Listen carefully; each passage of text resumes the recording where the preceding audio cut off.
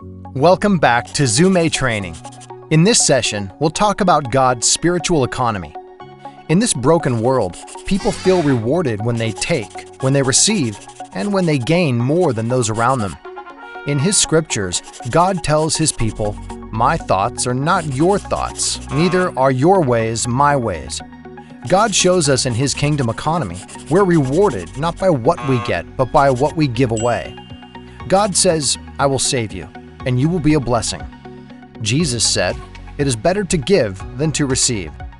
Giving away what God gives us and blessing others when God blesses us is the foundation for the spiritual breathing we learned about before. We breathe in and hear from God. We breathe out and obey what we hear and share with others. When we are faithful to obey and share what the Lord has shared with us, then He promises to share even more. Jesus said, "Whoever can be trusted with very little can also be trusted with much." This is the path to deeper insights, greater intimacy, and living the abundant life God created us to live. This is the way we can walk in the good works God has already planned for us to do. If we want to be rewarded with God's greatest reward, then we have to practice the two things that He promises to bless.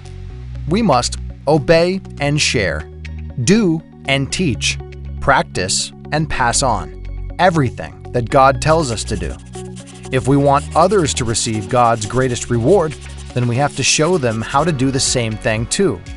This is a major part of being a disciple and a major part of making disciples. We are followers and leaders. We are learners and teachers. We are blessed and we are a blessing.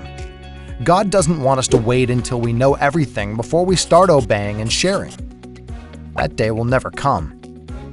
God doesn't expect us to be fully mature before we start multiplying. He wants us to multiply right away.